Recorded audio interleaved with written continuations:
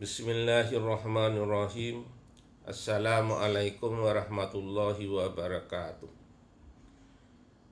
Alhamdulillahilladzi hadana ila hada wa ma kunna linahtadiya an hadanallah. Wa asyhadu an la ilaha illallah wahdahu la syarikalah wa asyhadu anna Muhammadan abduhu wa rasuluh la nabiyya ba'da. Allahumma sholli wa sallim ala nabiyyina Muhammadin wa ala alihi wa ashabihi ajma'in. Qala Allah Ta'ala fil Qur'anil Karim. A'udzu billahi minasy syaithanir rajim. Bismillahirrahmanirrahim.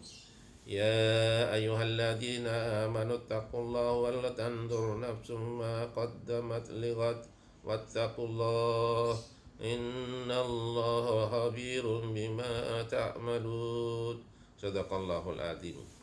Pertama-tama marilah kita memanjatkan puji syukur kehadirat Allah Subhanahu wa taala atas rahmat dan ridhonya yang telah disampaikan pada kita sekalian, bahwasanya kita ini telah banyak diberi nikmat oleh Allah.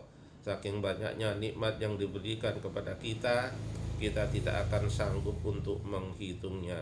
Wa in ta'uddu nikmatullah la tuhsuha, terutama nikmat iman, nikmat Islam, sehat dan sempat, sehingga kita bisa bertemu kembali, bersilaturahim, membagikan ilmu kepada Bapak Ibu sekalian. Biarpun saya cara menyampaikannya kepada Ibu sekalian dengan cara membaca, mudah-mudahan bermanfaat kepada kita sekalian. Amin ya rabbal alamin. Session pada hari ini adalah kita banyak melaksanakan sholat tapi tetap tidak akan bisa masuk surga. Sebabnya ada beberapa hal yang perlu kita cermati. Sebab yang pertama adalah kita melaksanakan sholat tetapi tetap percaya kepada dukun. Orang yang sholat tetapi ia percaya dengan dukun, maka ia akan masuk neraka. Seperti kita ketahui, dukun adalah orang yang mengaku bahwa dirinya mengetahui perkara-perkara gaib dan tersembunyi. Dalam hadis riwayat Imam Muslim, orang yang percaya dengan dukun maka sholatnya akan tidak diterima selama 40 hari. Selain itu, percaya dengan dukun adalah termasuk dalam kategori dosa besar, karena Allah sajalah yang mengetahui segala sesuatunya. Percaya dengan dukun dapat dikategorikan sebagai perbuatan yang musyrik, karena dukun adalah orang yang bersekutu dengan jin. Dan jika kita mempercayainya, maka kita akan terkena dosa syirik. Untuk itu, jika ada orang yang sholat tetapi mempercayai dukun, baik benda-benda pusaka dan sejenisnya, maka ia akan termasuk dosa yang sangat besar. Rasulullah Shallallahu Alaihi Wasallam bersabda, barang siapa yang mendatangi tukang ramal atau dukun, kemudian dia memberikan apa yang dikatakan, kemudian dia membenarkan apa yang dikatakannya itu, maka sesungguhnya ia telah ingkar terhadap apa yang telah diturukan kepada Nabi Muhammad Sallallahu Alaihi Wasallam. Hadis yang diriwayatkan Abu Daud, At-Tirmidzi dan Ibnu Majah. Yang kedua, kita melakukan sholat tapi suka bergunjing keburukan orang lain. Allah Subhanahu wa Ta'ala berfirman, apakah yang memasukkan kamu ke dalam sakar neraka? Mereka menjawab, kami dahulu tidak termasuk orang-orang yang mengerjakan sholat, dan kami tidak pula memberikan makan orang miskin, dan kami adalah yang membicarakan yang batil bersama dengan orang-orang yang membicarakannya, dan kami adalah mendustakan hari pembalasan hingga datang kepada kami kematian. Maka tidak berguna lagi bagi mereka syafaat dari orang-orang yang memberikan syafaat. Al-Quran Al-Mudaththir ayat 42 sampai 48. Dalam ayat itu, penyebab orang masuk neraka adalah karena suka membicarakan keburukan orang lain.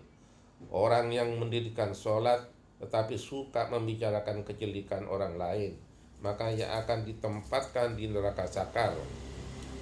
Allah melarang kita untuk membicarakan aib orang lain. Allah berfirman, hai orang-orang yang beriman, jauhlah kebanyakan purbasangka atau kecurigaan, karena sebagian dari purbasangka itu dosa. Dan janganlah mencari-cari keburukan orang, dan janganlah menggunjing satu sama lain. Adakah seorang di antara kamu yang suka memakan daging saudaranya yang sudah mati? Maka tentulah kamu merasa jijik kepadanya, dan bertakwalah kepada Allah. Sesungguhnya Allah menerima taubat lagi Maha Penyayang. Al-Quran Surat Al-Hujurat ayat 12. Yang ketiga, sering melakukan sholat tapi mengabaikan anak yatim. Orang yang sholat dan mengabaikan anak yatim adalah termasuk dalam golongan orang yang mendustakan agama. Hal ini sudah jelas diterangkan dalam Al-Quran dalam surat Al-Ma'un. Maka orang yang sholat tetapi tidak mau menolong orang miskin, mengabaikan anak yatim, dan enggan menolong sesama adalah termasuk dalam orang-orang yang celaka. Sehingga sekalipun ia ahli ibadah, maka ia juga dapat masuk ke neraka karena ia menyia-nyiakan anak yatim. Yang keempat, sholat tapi suka berdusta. Berdusta merupakan salah satu dosa besar dan diancam siksa yang pedih di kelak di akhirat. Di zaman seperti ini, kebohongan tampaknya sudah menjadi suatu kebiasaan di kalangan masyarakat. Padahal sekecil apapun sebuah kebohongan akan tetap dianggap sebagai dosa besar. Meskipun ada seseorang yang rajin dan beribadah, namun apabila lisannya suka berbohong, maka sholatnya akan sia-sia. Karena kebohongannya itu akan menghapus amal-amalannya, dan apabila ia mati dalam keadaan tidak bertobat kepada Allah, maka ia akan dimasukkan ke dalam api neraka. Allah Subhanahu wa Ta'ala berfirman, sesungguhnya yang mengada-adakan kebohongan hanyalah orang yang tidak beriman kepada ayat-ayat Allah, dan mereka itu orang-orang pendusta. Al-Quran Surat An-Nahl ayat 105. Berbohong adalah termasuk dari orang-orang yang munafik. Untuk itulah sebagai orang muslim harus menjauhinya. Karena itu dapat menyengsarakan kita baik di dunia maupun di akhirat. Yang kelima, sholat tetapi suka minuman keras. Hal seperti ini banyak dijumpai di kalangan masyarakat. Banyak sekali orang yang melakukan sholat tapi minum minuman keras. Inilah akibatnya sholat sebagai rutinitas semata, sehingga dalam melaksanakannya tidak dibarengi dengan hati yang ikhlas. Minuman keras adalah satu minuman yang memabukkan, dan minuman semacam ini sangat dilarang oleh Islam. Kebanyakan orang yang sholat belum tentu bisa terhindar dari minuman keras atau khamr. Rasulullah sendiri mengatakan bahwa setiap minuman keras adalah induk dari segala macam kejahatan. Bahkan Rasulullah juga melarang setiap muslim untuk mendekati khamr apabila meminumnya, baik sedikit atau banyak. Khamr adalah barang haram yang tidak boleh diminum oleh orang yang beragama Islam. Rasulullah juga melaknat orang-orang yang berhubungan dengan minuman keras atau khamr. Untuk itu, sebagai umat Islam wajib untuk menghindari khamr dan menjauhinya, dan segeralah bertobat jika meminumnya. Karena meskipun sholatnya rajin, tapi apabila suka meminum khamr, maka neraka akan menjadi tempatnya. Rasulullah Shallallahu Alaihi Wasallam bersabda, minuman khamr pasti Allah memberi minum kepadanya air panas di neraka jahanam. Hadis riwayat Al-Bazar. Demikianlah sekedar untuk memperingatkan kita agar menjauhi hal-hal yang buruk. Semoga terhindar dari perbuatan tersebut. Mudah-mudahan bermanfaat.